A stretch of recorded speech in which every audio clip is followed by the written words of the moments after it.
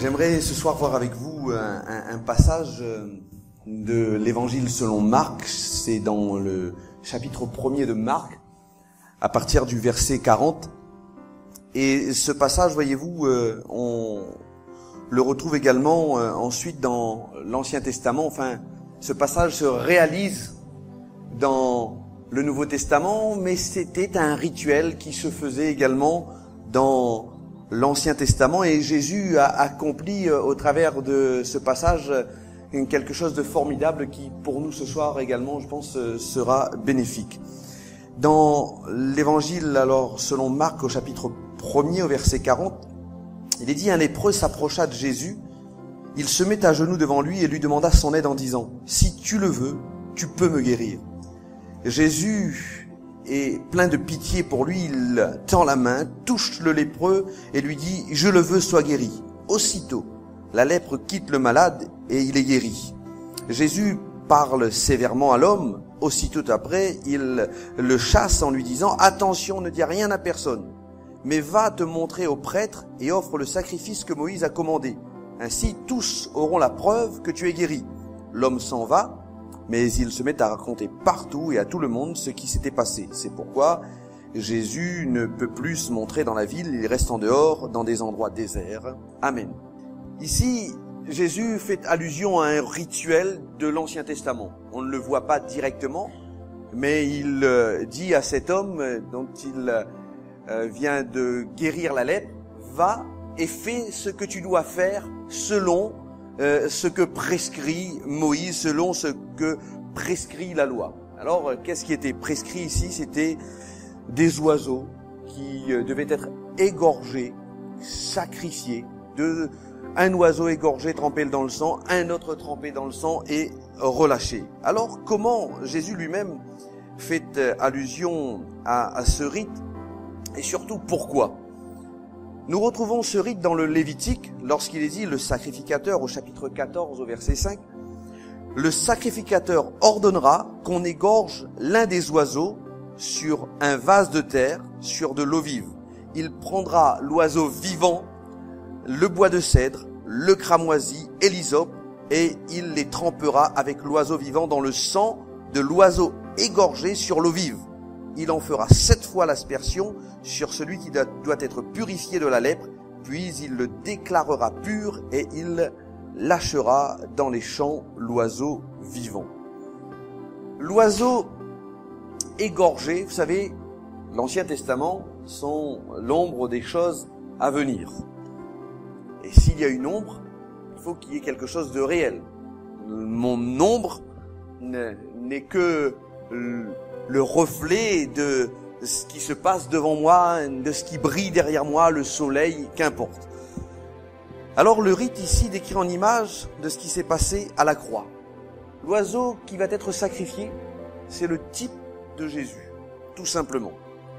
Et voici en résumé son contenu typologique. Le vase de terre, c'est Christ dans son humanité, tout simplement. Vase d'argile. L'oiseau vivant et pur et Christ qui est la vie et qui va mourir pour les pécheurs.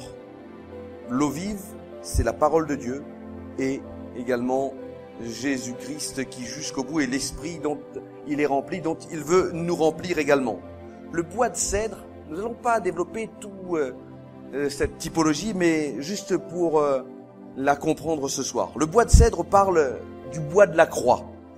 Le cramoisi, c'est la couleur du sang, le sang de Jésus. Et l'hysope, vous savez, il y avait tout un rituel, c'est l'image et rappelle le sacrifice de l'agneau, le sacrifice au repas de Pâques, le repas pascal.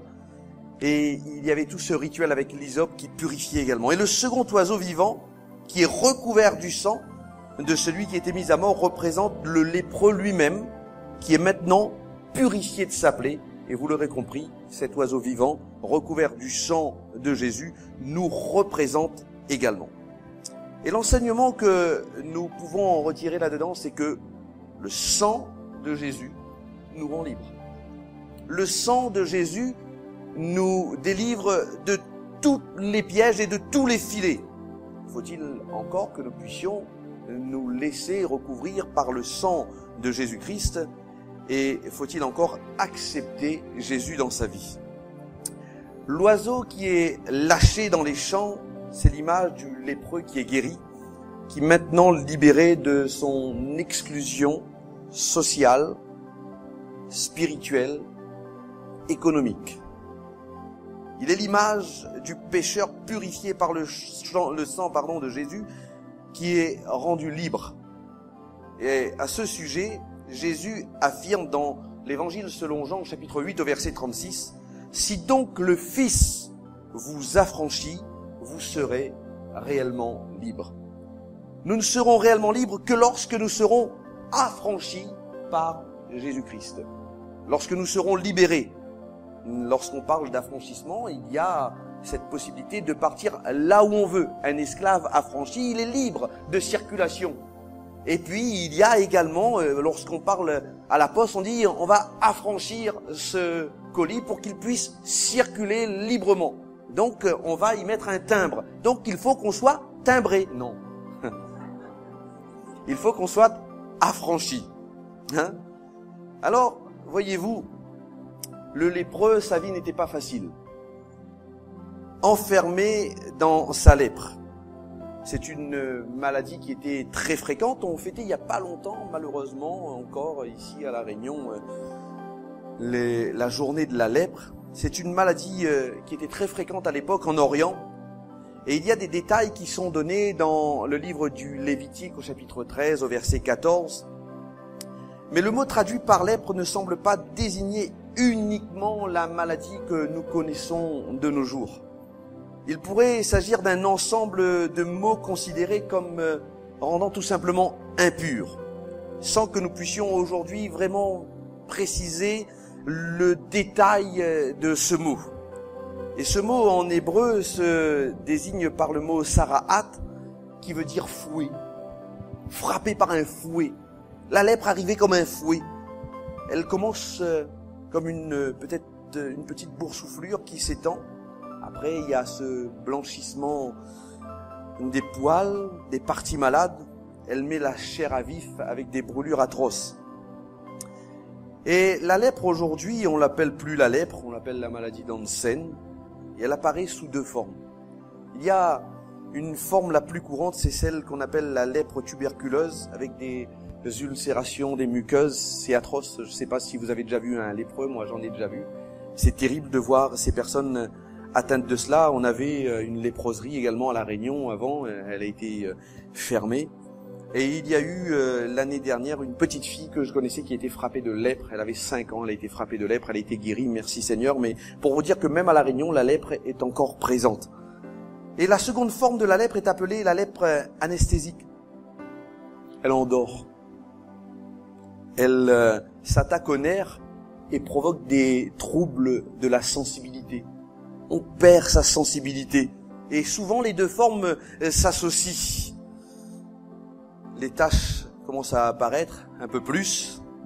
Les parties attaquées vont s'engourdir, s'ankyloser. Et la vie d'un lépreux n'est pas toujours facile. Et elle était peut-être difficile à l'époque de Jésus, mais être lépreux à notre époque, c'est difficile également. Hein. Vous savez, être malade à l'époque de Jésus et être malade à notre époque, c'est être malade. Il y a peut-être des progrès de la médecine. C'est sûr qu'aujourd'hui, quand on a mal aux dents, vaut mieux aller voir notre sœur dentiste. C'est plus facile. Hein, c'est moins dangereux que d'aller voir le boucher, l'arracheur de dents. Mais néanmoins, c'était très difficile. Mais à l'époque, c'était encore plus difficile parce qu'il y avait une exclusion. En Israël, un lépreux était banni du camp, loin du sanctuaire, loin de la présence de Dieu, loin de toute société. Il devait porter des vêtements spéciaux, déchirés en signe de deuil. Il portait même parfois des clochettes aux pieds et aux mains, enfin, quand il leur restait encore des mains, mais des clochettes qu'il pouvait secouer en criant « impur, impur » lorsqu'il s'approchait pour que les gens partent. Mais il ne pouvait jamais entrer dans la ville ni dans le temple. Exclusion spirituelle, exclusion sociale, exclusion économique, il ne travaille plus, exclusion familiale lorsqu'ils étaient frappés par la lèpre. le lépreux était condamné à une existence d'exclusion, mais surtout de solitude et de rejet. Parfois, ils se mettaient ensemble. Il y avait des petits groupes de lépreux. Un jour, on voit un groupe de lépreux qui s'approche de Jésus. Et la signification spirituelle de la lèpre, nous l'aurons compris, vous l'avez compris, c'est le péché, qui peut également nous exclure. Alors, une remarque. Il faut cependant préciser que la maladie, en tant que telle, ce n'est pas une faute. C'est pas parce que quelqu'un a la grippe, on va dire « Ah, sûrement qu'il a fauté plus que l'autre. » Ou quelqu'un a le cancer, « Ah, il a des choses à se reprocher. » C'est pas possible. Cet homme de Dieu a eu le cancer, cette femme de Dieu, ce chrétien, cette chrétienne, « Ah non, non, non, il doit y avoir quelque chose. » Non, de grâce. Par contre, néanmoins, il faut le dire qu'il y a certaines maladies qui découlent directement du fait d'avoir pratiqué un péché. Il faut quand même le souligner. Ou si on se livre à une passion dangereuse. Si quelqu'un a une cirrhose du foie causée par une hépatite parce qu'il a visité un pays où il y a l'hépatite et il n'a jamais bu de sa vie, c'est pas de sa faute. Si quelqu'un attrape une cirrhose parce que tous les soirs c'est la bibine, et le matin c'est la bibine, et toute la journée, là, c'est de la conséquence quand même de son égarement. Alors ceci dit, comme la lèpre, qui commence par une petite tache, comme la lèpre qui peut être représentée comme un fouet qui arrive là d'un seul coup, la séduction du péché et de la tentation est comparable également à la lèpre. Avec quelque chose peut-être qui nous anesthésie au début, qui nous ankylose. C'est plus facile d'anesthésier et puis ensuite d'attaquer.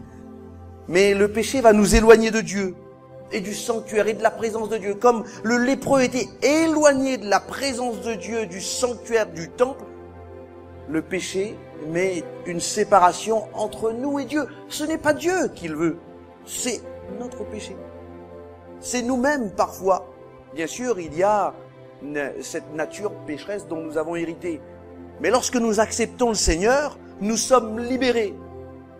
Mais il se peut qu'au cours de notre marche chrétienne, parfois, nous-mêmes, par nos actions, par nos pensées, par nos paroles, il se peut que nous puissions nous éloigner de Dieu et du sanctuaire. Et le péché met la chair à vif et il va écorcher l'être intérieur. Ça ne se voit pas peut-être tout de suite, mais ça se verra plus tard. Et certaines scènes bibliques sont dans la logique de cette conception symbolique, typologique. Regardons le caractère pécheur de Moïse. Il est concrétisé par quoi? Par la lèpre dans son sein, dans le livre de l'Exode, au chapitre 4 et au verset 2. Lorsqu'il y a la rébellion de Marie, la sœur de Moïse, lorsqu'elle se rebelle, qu'est-ce qui se passe? Ça se caractérise par quoi? Par de la lèpre. Le livre des Nombres au chapitre 12, verset 10. Osias poussé par l'orgueil. Vous savez, je vais vous dire quelque chose en parlant de l'orgueil. Le diable est tombé par orgueil. C'est par orgueil qu'il est tombé. Il pensait être meilleur que les autres. Vous savez, il passait, il disait, vous savez comment je m'appelle moi? Lucifer. Ah ouais? Ben oui. Porteur de lumière, c'est moi qui porte la lumière. Je suis plus haut, je suis plus beau, je suis le phénix, l'hôte de ces bois. Voilà, regardez. Et par orgueil, il a chuté, et par orgueil, il entraîne les autres, et souvent, il nous attaque dans notre orgueil. Il veut nous faire tomber par orgueil. Nous devenons parfois orgueilleux. L'orgueilleux, c'est celui qui ne se repent plus. L'orgueilleux, c'est celui qui ne va pas s'approcher du Seigneur en disant, Seigneur, pardon. J'ai fauté, oui, j'ai besoin de ta grâce, j'ai besoin de ton secours. Deux exemples complètement différents.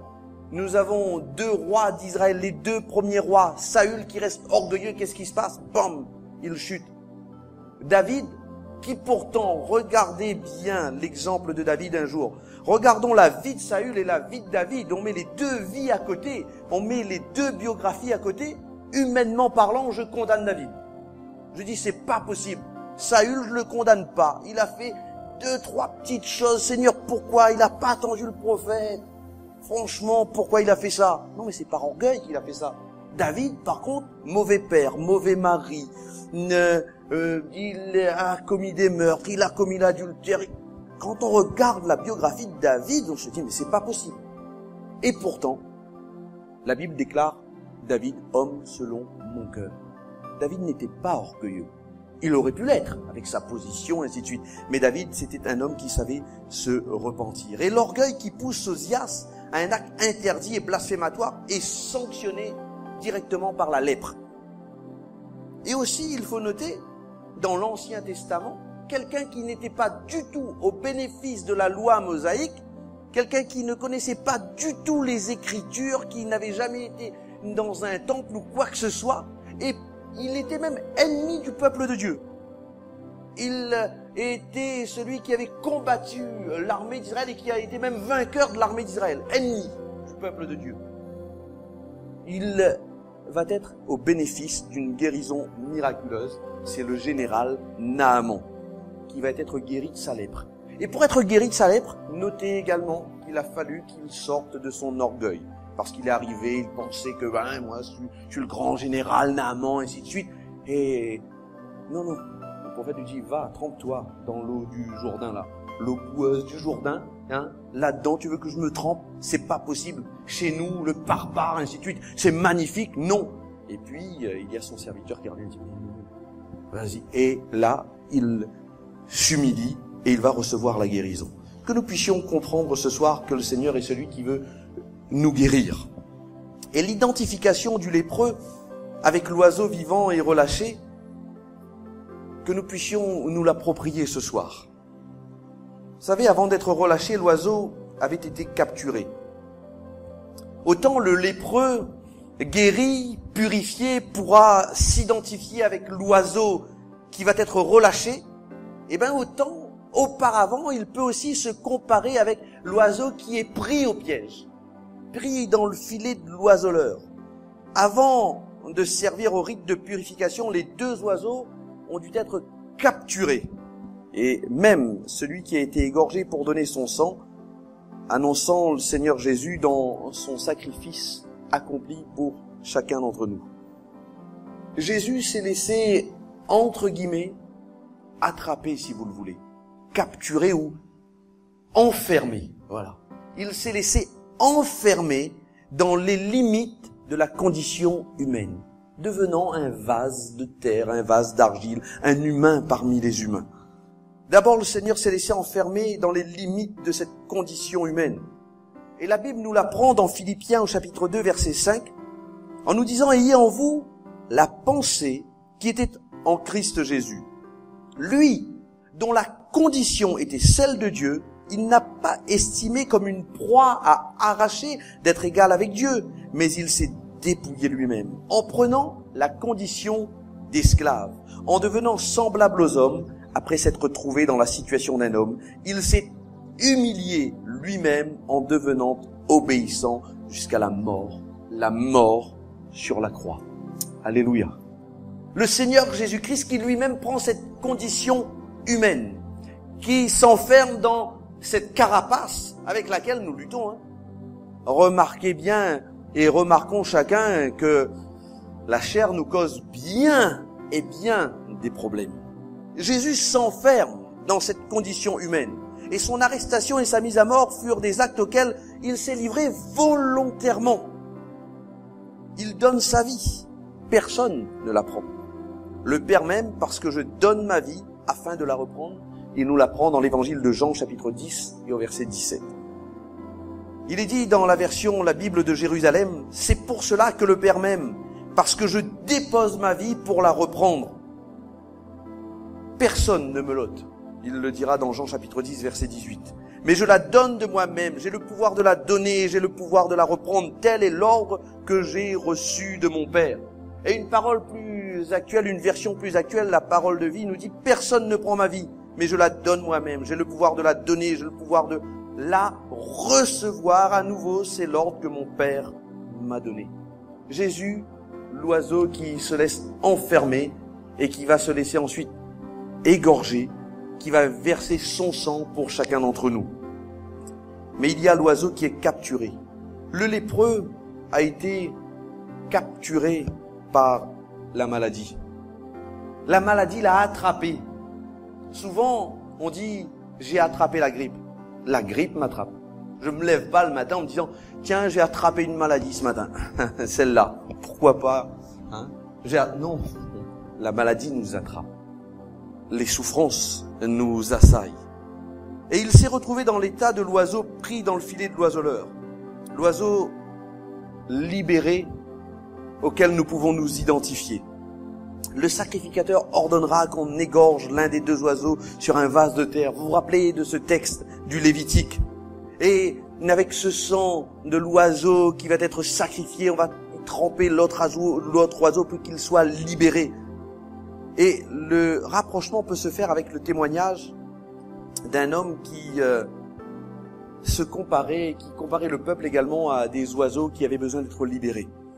Dans le psaume 124 au verset 7, il dit « Notre âme s'est échappée comme l'oiseau du filet des oiseleurs. Le filet s'est rompu et nous nous sommes échappés. » Laissez-moi vous dire que la lèpre parfois est comme un filet qui tombe sur nous.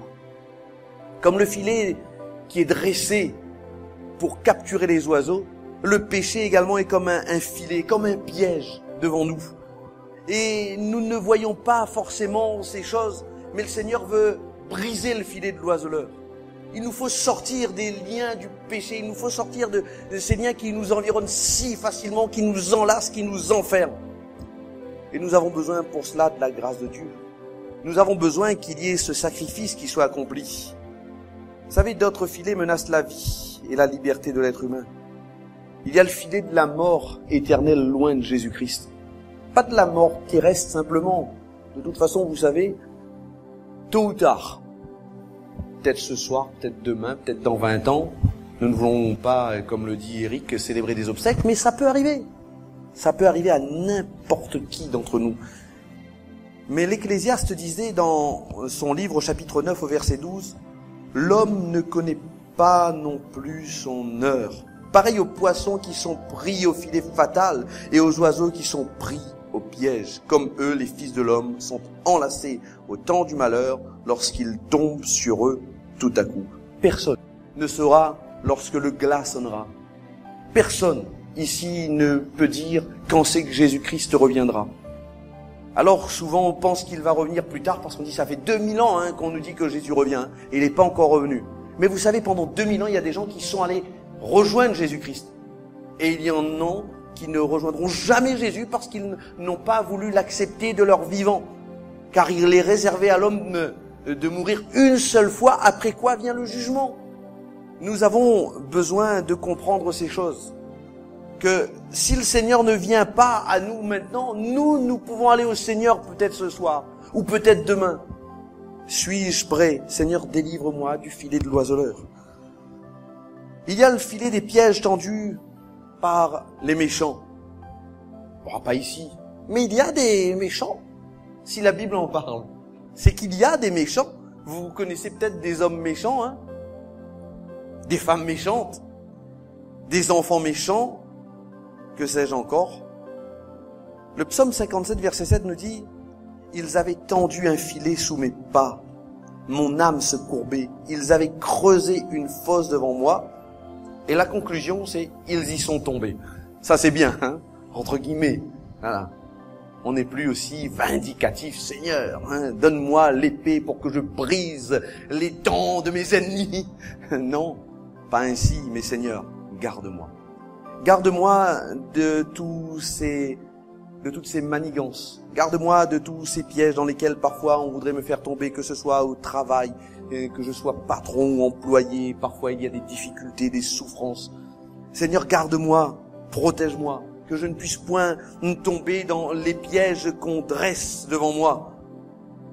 Le psaume 10, verset 9 dit « Il se tapit dans sa cachette comme un lion dans sa tanière. Il s'embusque dans sa retraite pour attraper le malheureux en l'attirant dans son filet. » Et là, vous l'aurez compris, on parle du méchant des méchants.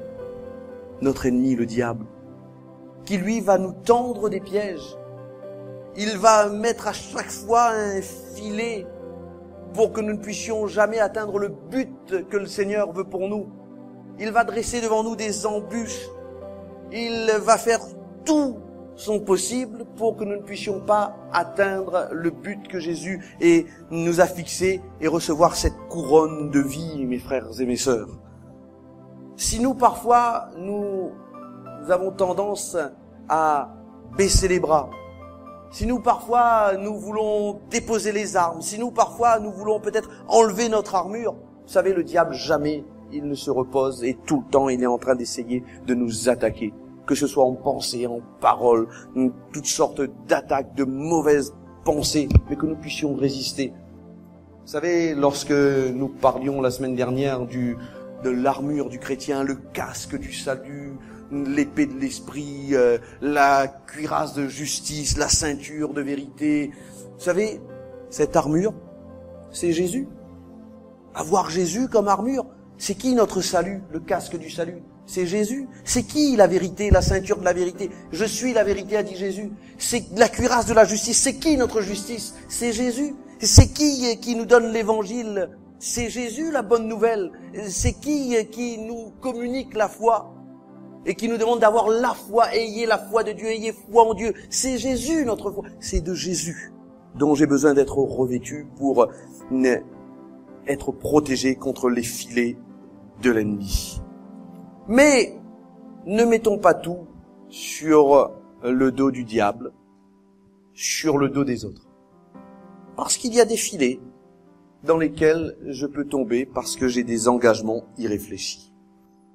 Le livre des Proverbes dit, au chapitre 6, au verset 2, « Si tu t'es laissé prendre au piège par tes promesses, si tu es prisonnier par tes propres paroles, dégage-toi, comme la gazelle du piège tendu, comme l'oiseau du filet de l'oiseleur. » Parfois, je me mets dans des pièges moi-même.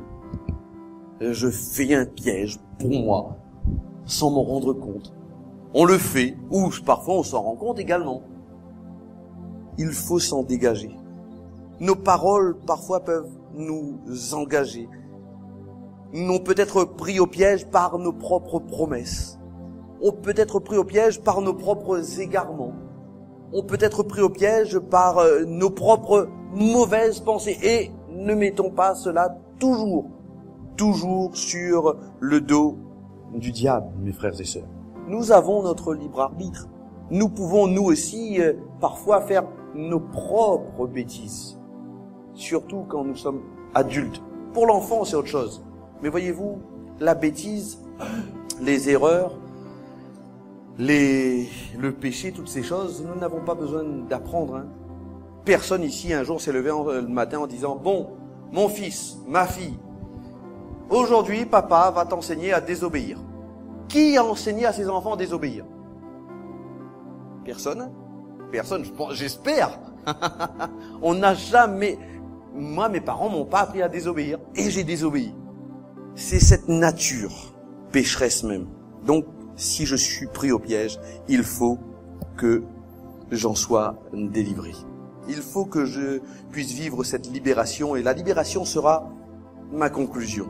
La libération se fait quand le filet va se rompre et qu'il va s'ouvrir. D'autres perspectives pour nous. Le filet s'ouvre. J'étais pris, je sais pas si vous avez déjà vu un filet dans lequel on capture des oiseaux. C'est terrible, ça fait pitié. Vous voyez l'oiseau, il ne voit pas le filet. Il fonce et une fois qu'il est pris à l'intérieur, il peut plus s'en dégager. Et si le filet se rompt, là, il peut sortir. Mon âme s'est échappée comme l'oiseau du filet des oiseleurs. Le filet s'est rompu et nous nous sommes échappés. Cette rupture du filet se fait par la foi en Jésus-Christ.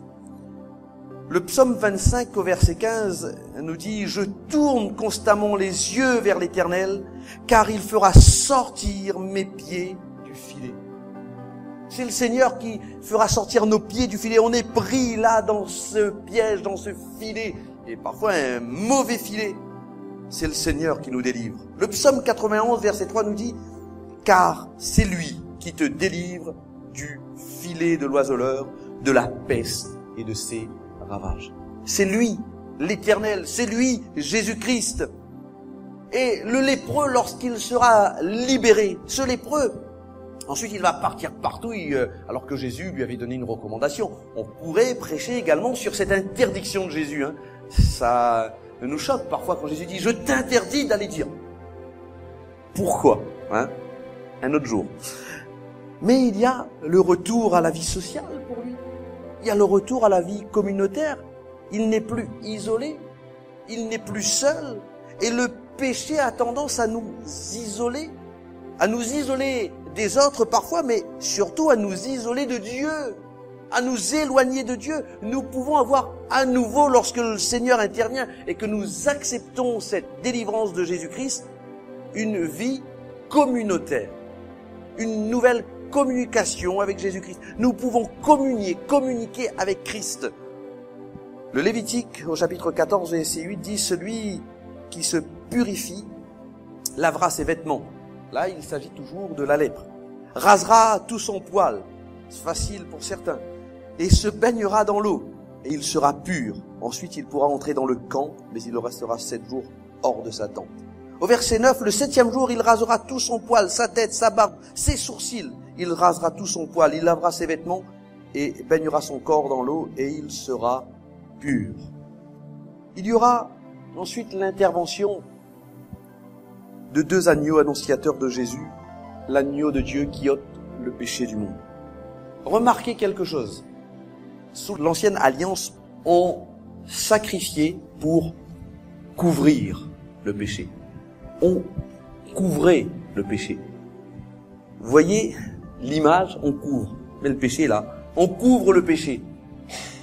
Si j'ai quelque chose à cacher, je vais y mettre une couverture. Mais ça restera dessous. Jésus, quand il vient, qu'est-ce qu'il fait?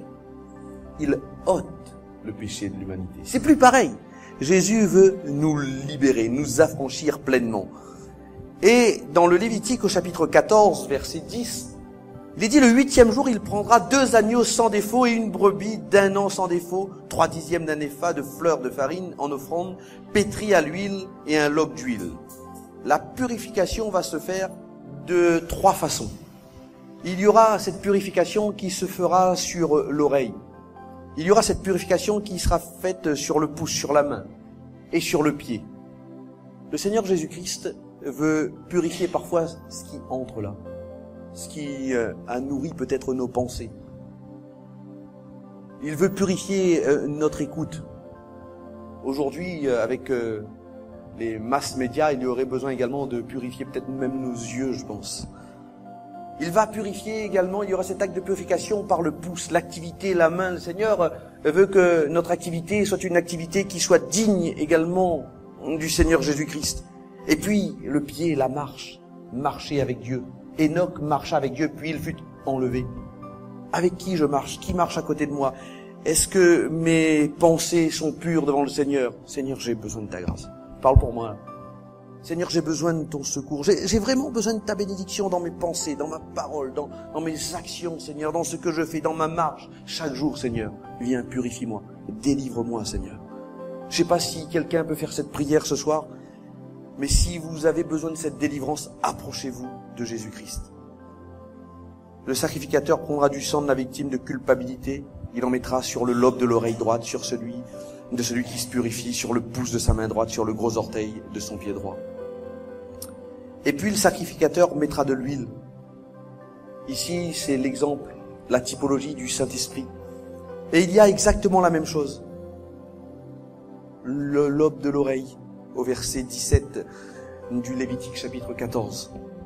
Le sacrificateur mettra de l'huile qui lui reste dans la main sur le lobe de l'oreille droite de celui qui se purifie, sur le pouce de sa main droite, sur le gros orteil de son pied droit, par-dessus le sang de la victime de culpabilité. Le Seigneur veut enlever cette culpabilité en nous. Mais il faut nous laisser recouvrir pour qu'il puisse ôter en nous.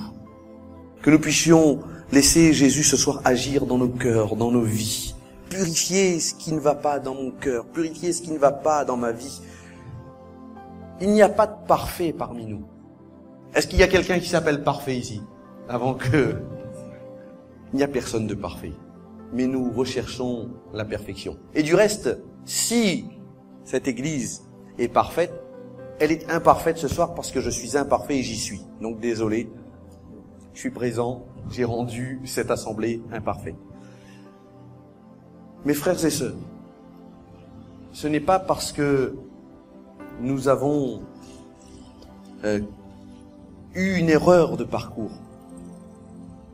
Ce n'est pas parce que nous avons eu un moment d'égarement où nous avons trébuché que ce soir nous n'avons plus cette possibilité, tant que cette possibilité nous est donnée, et elle nous est donnée ce soir, d'accepter le sang de Jésus, de dire je veux être également libre comme cet oiseau. Je veux partir, Seigneur. Je veux être libéré. Je voudrais être comme cet oiseau qui est trempé dans le sang, mais qui ensuite peut s'envoler et partir librement. Je veux sortir de cette salle libre, Seigneur, affranchi. Affranchi de toutes ces choses, affranchi de mon péché, affranchi de ces filets, affranchi des pièges que le diable m'a tendus. Je veux sortir maintenant, Seigneur Jésus-Christ. Vous savez, on le dit souvent, hein, l'erreur est humaine. C'est une chose. Mais on oublie de rajouter le reste de cette phrase, hein. Errare humanum est, hein, mais après il nous est dit persévérer vient du diable. Si on persévère dans l'erreur, il y a un problème. Mais si nous avons commis une erreur, le Seigneur est là pour nous libérer, pour nous délivrer, pour nous secourir. Alors ce soir que nous puissions nous approcher vraiment devant le Seigneur en disant Seigneur, je veux m'envoler avec les ailes de la foi.